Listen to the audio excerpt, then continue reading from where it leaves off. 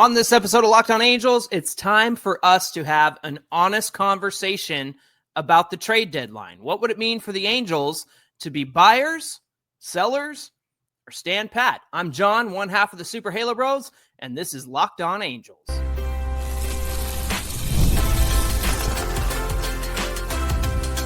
You are Locked On Angels, your daily Los Angeles Angels podcast. Part of the Locked On Podcast Network, your team every day.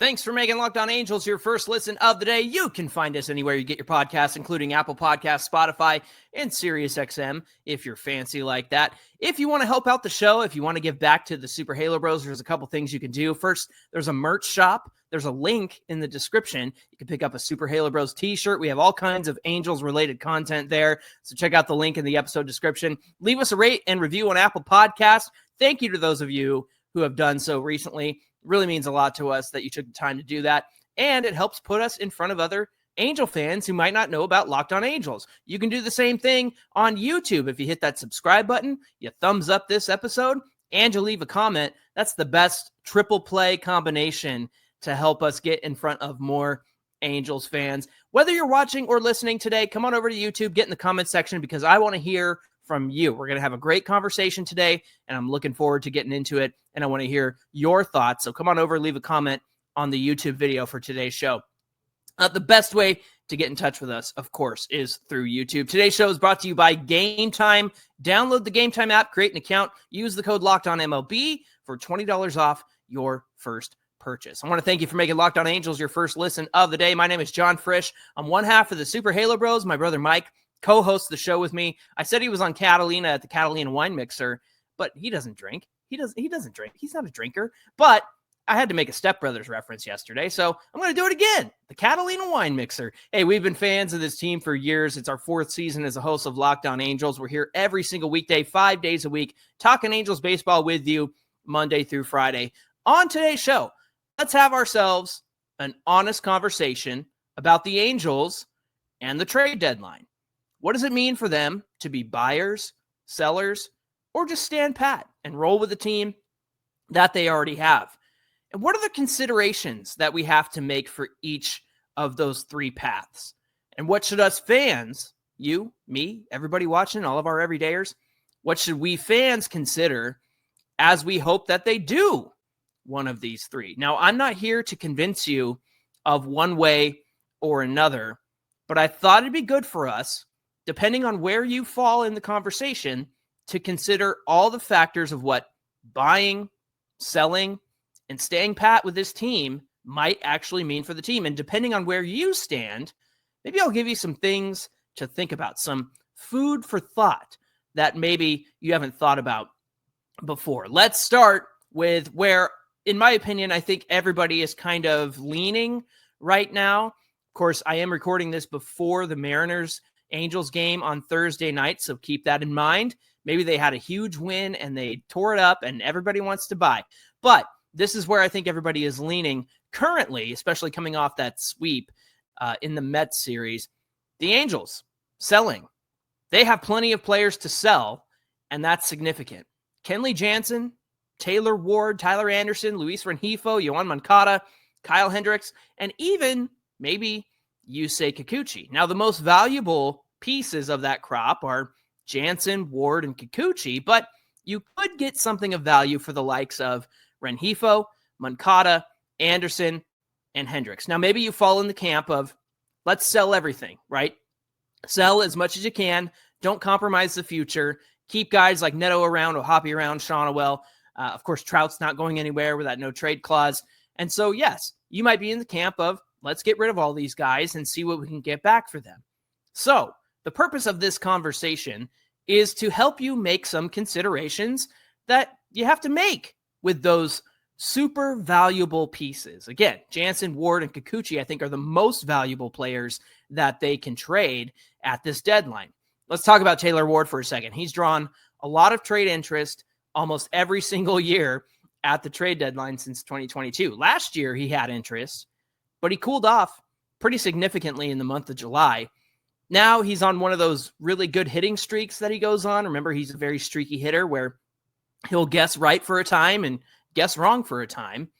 And so right now, he's very appealing to a lot of teams out there. He's got another year of control on his contract when he'll be 32 years old in 2026. And he's eligible for arbitration. So teams get to negotiate what they're going to pay Taylor Ward next year. And that adds a lot of value right now as well. He does not have an expiring contract. So let's get into the considerations of that point. Will the Angels even trade him?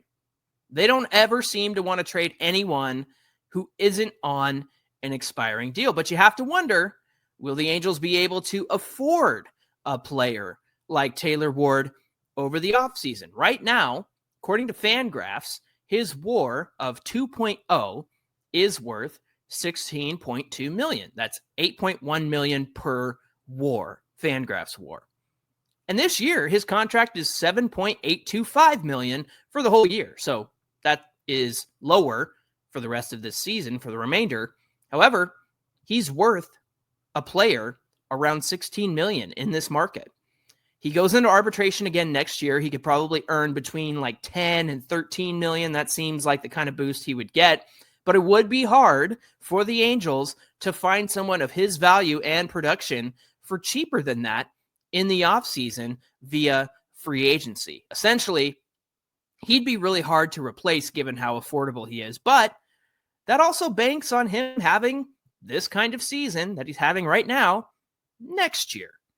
But you can pretty much guarantee that he is going to have a similar season next year. Over the last 4 seasons, he's had a OPS plus of 117. That's 17% better than league average. So it really comes down to, if the Angels want to compete next year, do they want to do that with Taylor Ward on the team or not? However, you might consider trading Taylor Ward for someone who's close to being ready now and addresses a need for the next few years. Baseball America had a great write-up on prospects who are blocked in their system, like Andrew Painter, who is a Phillies pitching prospect, one of their top prospects. And then there's Chase Young from the Tigers. He's got some time at third base, but he hasn't played a lot with Detroit, and he just hasn't really put it all together at the big league level. Then there's Kenley Jansen and Kikuchi. Jansen is on an expiring deal, and he's probably the most tradable of all the Angels.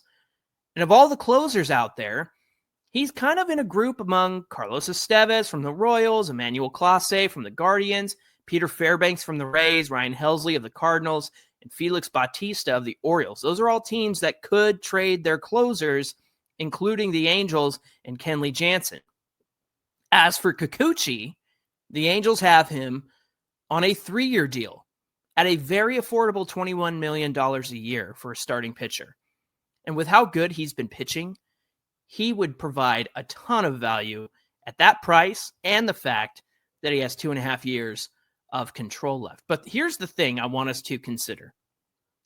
With Jansen and Kikuchi, they've both stated that they signed in Anaheim to help turn things around. And for their part, they've done that. Kikuchi has had a strong start to this year, especially the last few months. After that first month, he's been much better. He's got a 136 ERA plus. That means he's 36% better than the league average starter. That's almost as good as he was last year across Toronto and Houston. He had a 148 ERA plus last year, and the season's not over yet, so he could continue to get closer to that number. Jansen, meanwhile, he's been one of the most reliable bullpen arms, still got it after all these years. He's converted 17 of his 18 save chances, and he's been a beast. We've seen him command the infield, tell people what to do, and all of that. So, consider this. What would it say to potential free agents who, would consider coming to the Angels? What would it say to them if both these guys who wanted to help the team get traded halfway through the season? Something to think about. And I get it. It's not like Kikuchi and Jansen are going to say stuff like, "Oh, I don't want to be here anymore." They're going to say the things that we want to hear, like, "I want to win here. I want to help this team." And that's what good teammates say. But they did sign here for a reason, and they've done their job.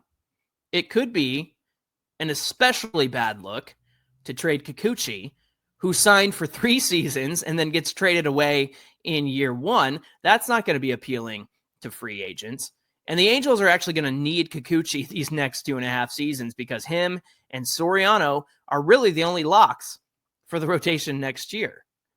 Now, let me talk about the players of lesser value, but still valuable. Hendricks, Anderson, Rengifo, and Moncada. These are the guys that could be moved, get you something, get you anything in return. If you're a seller, your goal is to get back as much as you can from those 4 guys, and something is better than nothing, right? We don't want them to walk at the end of the season and not got anything for them. So considering that somebody like Luis Garcia, a reliever, netted the Angels 4 players from the Red Sox last year, this is a route that I think the Angels and those who want to sell should go.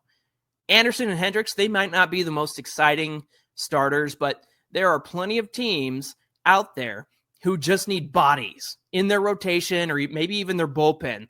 The Cubs need a starter. The Mets, they're waiting on guys to come back from injury. The Dodgers are certainly waiting for guys to come back from injury. The Yankees, they also need some starting pitching help. But the problem is, and I want you to consider this if you're in sell mode, the Angels need bodies too. We all know they've been using 4 starters the last 2 weeks, and all indications are they're going to keep doing that. So if you trade Anderson and Hendricks, which seems like the obvious move, that does mean you're going to have to call up Caden Dana, Sam Aldeguerri, maybe Chase Silseth. You have to call those guys up to finish out the year. And yeah, that might be exciting for a while, but we've seen that these guys are not quite MLB ready for big league hitting just yet. Detmers, he probably stretches out and gets back into the rotation to finish the year, and I know a lot of us want to keep him in the pen at least until the end of this season. And as far as Rengifo and Moncada go, those 2 seem like the easiest pieces to sell, and here's what I think about that.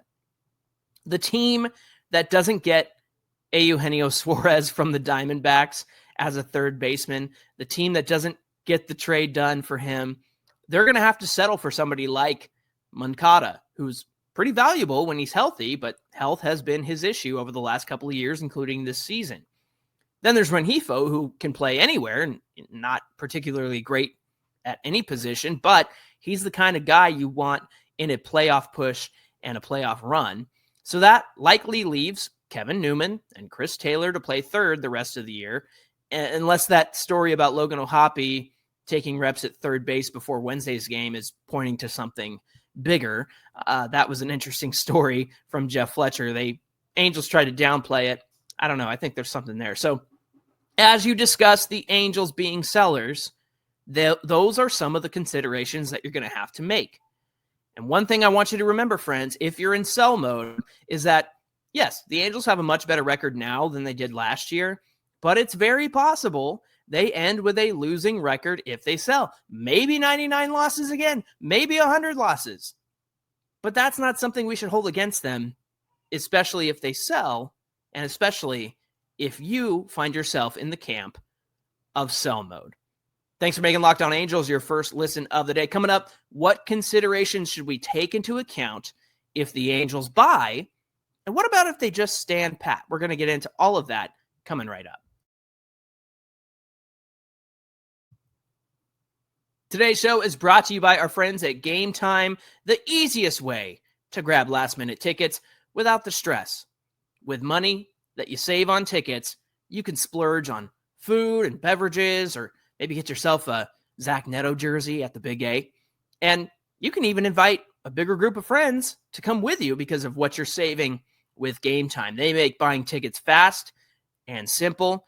And as the closer you get to first pitch, prices on the app actually go down. So if you're willing to wait it out, you could, have a improv Friday night and say, hey, why don't we go to a game? And you can make that happen. They've got incredible last-minute ticket deals on the lowest price guarantee. Gametime is the official ticketing partner of Locked On MLB, so let them help you out the next time you go to a game. Download the app, create an account, use the code LOCKEDONMLB for $20 off your first purchase. Terms do apply. Again, create an account, redeem the code LOCKEDONMLB for $20 off. Download the Gametime app today. Last-minute tickets, lowest prices guaranteed. This is the Locked On Podcast Network, where it's your team every day. Thanks for making Locked On Angels your first listen of the day. We discussed the considerations we should make if you're a fan who subscribes to the idea that the Angels should be sellers. But what about those who think the Angels should buy? Now, I have to venture a guess that there's probably not a lot of people out there who think that. However, I think it's a good idea to have this honest conversation, be real, and take into consideration some of the things that they would have to do, some of the things that would happen if they bought. So let's get started. If they're buyers, what do they do first? We got to start with their areas of need. Their walk rate and their strikeout rate have definitely improved as this season has gone on. In fact, since June and even the month of July, it's been way better than it was. They've been taking more walks. They've reduced their strikeout rate, but it's still an area that can be better. So what's the solution there? Because that's an area that needs to be addressed, and that's something that they should buy for. How about a true leadoff guy? Now, Zach Neto, he's been great in the leadoff spot at number one, and his way of getting on base has mainly been by getting base hits. Right now, he has a 5.3% walk rate. That's 3 points below the league average of 8.4.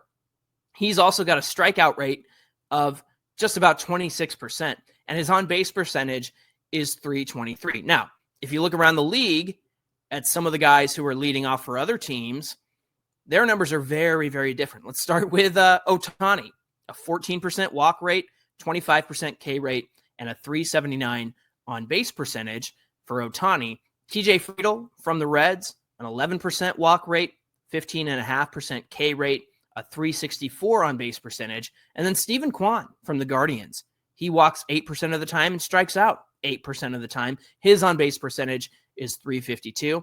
And someone we're all very familiar with that we're playing again tonight, JP Crawford, 11.6% walk rate, 17% K rate, .365 on-base percentage. So based on those numbers, it's clear that Zach Neto is not your typical leadoff guy. And that's an area that can be addressed via trade. So which teams out there would be willing to sell what they have to offer? Well, how about Xavier Edwards of the Marlins? Right now, he's got a 9.2% walk rate, a 14% K rate, and a .292 batting average. He's a lot like Nolan Schanuel in those numbers. Schanuel's got very similar numbers there.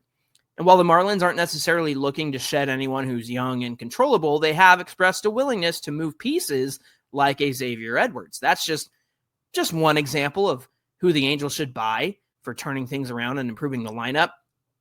Edwards has infield versatility too. He plays shortstop, second base, could probably play third base. It's been a couple of years for him, but I think he could do it. But that's an area of need the Angels have to consider if they buy.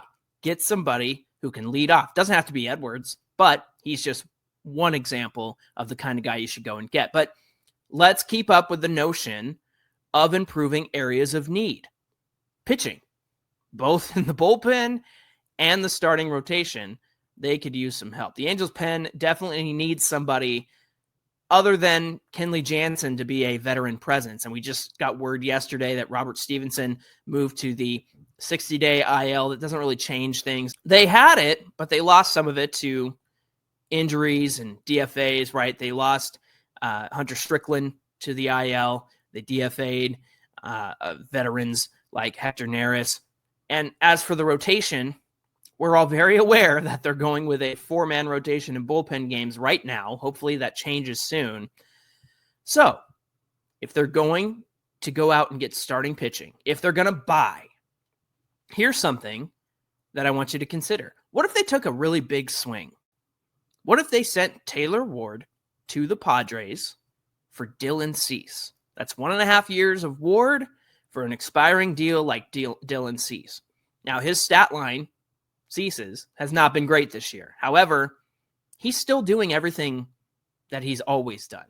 A high fastball, a great chase rate, a whiff rate, a K rate. Those are all still top of Major League Baseball. He's an immediate boost to this rotation. I don't care what the win and loss record is.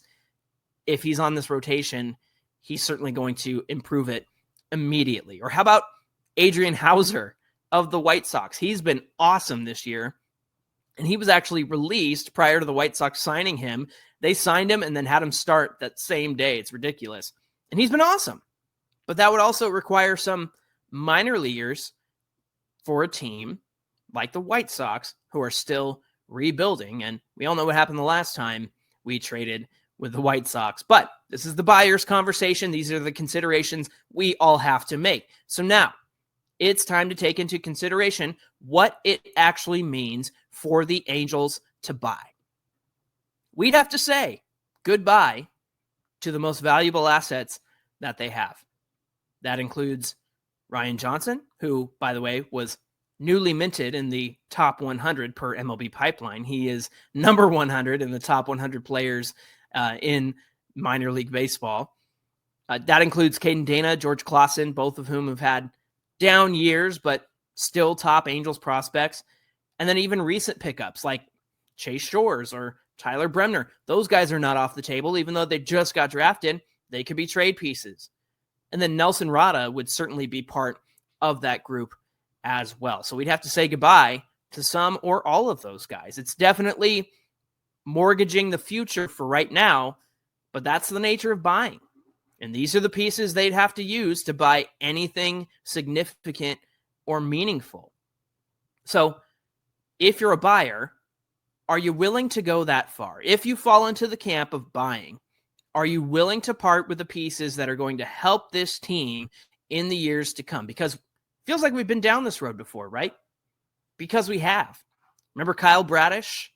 He got traded to the Orioles for Dylan Bundy before 2020. And to be fair, Bundy looked like a rock star in 2020, but it's very clear that he was a sticky stuff merchant and he couldn't pitch once the league cracked down on it. And then Bradish is hurt right now for the Orioles, but he's been a huge part of their rotation for the last couple of years. So that's a miss, right? Like Bundy was good in 2020, which does that even really count? Does that make Caden Dana our next Kyle Bradish? Would that make Clausen or Al DeGarry our next Kyle Bradish? That's the nature of buying, my friends. Finally, let's consider where the Angels stand as of this recording prior to Thursday's series opener against the Mariners. I mentioned this on yesterday's show. The Angels are currently 49-53, 4 games under 500, 11 games back of the Astros in the West, 5 games back of a wild card spot. They've got the Twins, the Royals, the Guardians, the Rays, the Rangers, all ahead of them. The Red Sox, they hold the 3rd spot currently. The Rangers are 8-2 in their last 10. So are the Guardians. So that's something you need to consider as they buy. Looking at the rest of the season, you've got to take into consideration their schedule. Here's the teams they have to face the rest of the year that are above 500. They got 7 more games after last night's game against Seattle. They've got 6 against Texas, 3 versus Tampa, 3 versus Detroit, 3 more versus the Dodgers, 3 against the Cubs, 3 against Cincinnati, 7 more against the Astros, and 3 against the Brewers, who currently hold the best record in baseball. Now, the rest of the season, here are the teams below 500. 3 more against the White Sox, 6 against the A's, 6 versus Kansas City, 3 versus the Twins, and 3 versus Colorado. There's 59 games left. 38 of those games are against teams above 500. 21 are against teams below 500. If you're a buyer and you're in the buying camp, are you willing to hedge your bets and roll with those odds? 38 against 500 teams or above 500 teams, 21 against below 500 teams. Can and will the Angels do enough to be competitive over this last stretch of 59 games? These are the things that you'll need to consider and ask yourself if you want the Angels to buy at the trade deadline. Today's show is brought to you by our friends at Game Day Hue. Game Day Hue makes clean, no-logo gear with team-inspired colorways for every pro and college fan base. It's about letting the colors speak for you. I bet you saw my hat on the video side and went, hey, what a nice-looking Angels hat. Well, guess what? It's not an Angels hat. It's a Game Day Hue hat, but it has the Angels colors, and I love it. It looks like they're home white jerseys. It looks fantastic. The hat pairs perfectly with what I normally wear, no giant logos or anything like that. So it fits with nearly everything that I wear. And if I'm going to a game, obviously it's an Angels hat. I can wear it to a game and it looks good.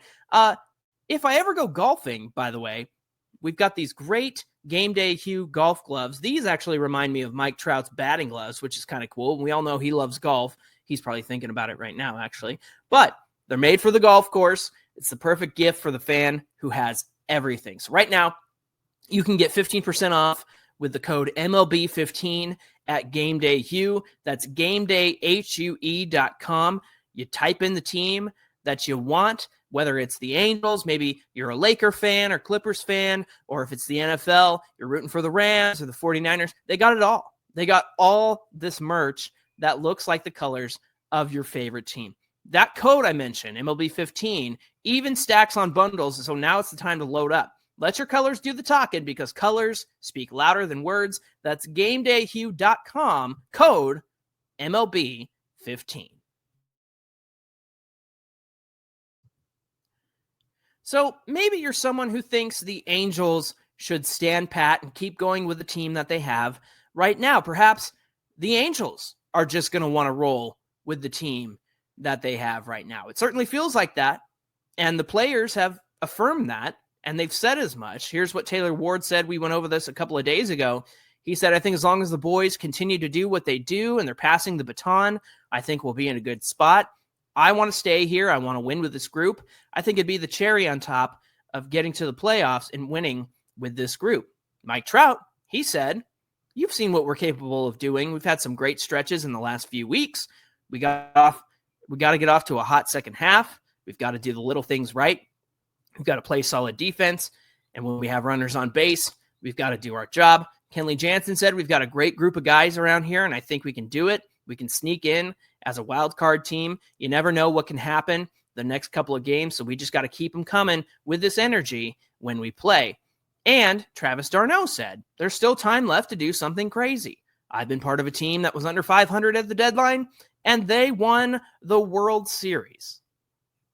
So, what should we consider if the Angels stand pat? If they just roll with the team that they have right now? Here's a consideration, my friends. This is a 500 team. More specifically, this is a 480 team, not a 500 team, a 480 team. We have a 100-game sample size of exactly who they are, a 500 team. And if they continue to be the team that they are, they're likely to stay at 500 the rest of the way, 81-81. That's not good enough for a playoff spot. It's an improvement from where they were last year and years prior, but that's not good enough for a playoff spot. So something really has to go right these next 59 games if they want to compete for the playoffs. Now, it sounds to me like the players are banking on going on a hot streak, but even they recognize that they could be better because when they're on, they're on. But we've also seen what happens when they're off too, and that's been the issue. They've been pretty inconsistent. They can go on sweeps and stretches of win streaks for a long period of time, and then all of a sudden they're losing series, they're dropping a few games in a row. This is a very back and forth team. So if you're in the camp that the Angels should just roll with the team that they have, what can they do to improve? So there's a couple of directions that they can go. First, they could change up the batting order. Perhaps it's time to lean into the things that Mike Trout is doing well right now and put him at leadoff. We mentioned the need for a true leadoff guy, someone with good on-base percentage, someone who takes walks. Trout has been that guy. He's got a 15.2% walk rate and an on-base percentage of .359. That doesn't require a trade. You don't have to go out and get anyone. It's just a simple lineup change. And not only does it take advantage of what Trout is doing well, but Zach Neto as well. Let's swap them. Let's put Zach Neto at 3, give him the chance to drive Trout and Shawnoel in. After all, he's got a .296 batting average with runners in scoring position and a .519 slugging percentage with runners in scoring position. That means he's driving in runs with home runs and extra base hits like doubles and triples. So that's one option that they could do to get better if they decide to stand pat. They have to get better. They're a 500 team the way they've been playing. So they got to shake it up. They got to do something. Something else that they could do? What if they traded for need? Now, I know that this isn't standing pat, but hear me out. It's need for need. Like I mentioned before, Taylor Ward for Dylan Cease, that addresses a need for the Padres. It addresses the need for the Angels. So you'd have to rely on a new left fielder. And the options right now are Chris Taylor, maybe Soler, Wade Jr., maybe Trout when he gets healthy enough to play the outfield. And while that's not necessarily rolling with the team they already have, it does improve what has proven to be a 500 ball club. So maybe you need starting pitching more than you need Taylor Ward's production, his RBIs, right? Maybe Luis Rengifo or Yohan Moncada, maybe that's a trade that can get you someone else on an expiring deal that can help your rotation or your bullpen.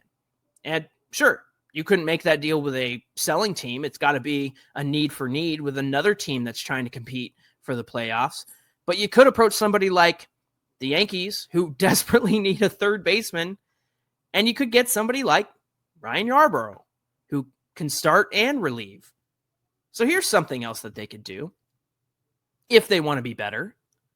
Stop doing bullpen games. Can we cut that out, please? Stop doing that. So here's the thing. If you're of the mindset that this team can go on a run and do it with the team that they have, remember, they have more games against teams above 500 than they do below. Which, look, sometimes they play up to those above 500 teams. So maybe they'll have reverse splits. Maybe they'll be better against 500 teams. They've got more games against above 500 teams, 38 versus 21 against below 500 teams. So that's something that we should all take into consideration, including the players. If they want to go for it as is, there's improvements that you could make. And again, I know making a need for need trade is not necessarily rolling with the same team that you already have, but it does kind of mean that the team stands pat with who they are right now. But if they just roll with a team that they have on July 25th, they're going to continue to be 500. They're going to continue to maintain 50-50, 81-81, and that's not going to get them into the playoffs. If they think that they can go for it and make it happen, well, they got a lot of tough games ahead of them, and that's something that we all have to take into consideration if we think this team right now is good enough to stay as who they are and see what happens. Maybe they get on a hot streak. Maybe they tear it up. Maybe all the good things that they do this season and have done this season, maybe they do that for a month. But that's a lot of maybe. That's a lot of non-guarantees. That's a lot of hope. That's a lot of hopium that they can get hot at the right time.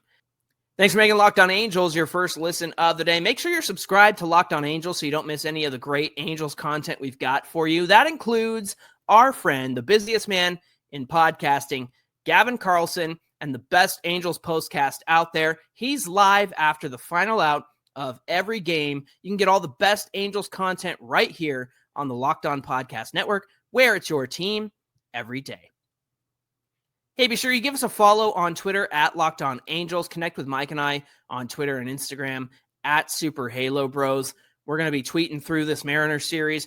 And also, we want to hear from you. Find today's show on YouTube, get in the comments section, and we'd love to hear your thoughts on the considerations that fans have to make if they're in the buying camp, the selling camp, or the stand pat camp. We'd love to hear from you. Maybe you've got thoughts of your own. Share those in the comments on YouTube. Let's have a dialogue here. Hey, Monday when we come back on Locked On Angels, we're going to share our takeaways from this 4-game set against the Mariners. Hopefully it's a winning series, but you know how these things go. This is very pivotal. It's do or die, and the Angels have to come through. So Mike and I are going to be here to not only recap, but give you the takeaways and the things you need to know from this weekend series. Until then, my name is John. My brother Mike will be back with us on Monday, and we hope to see you back here on Monday.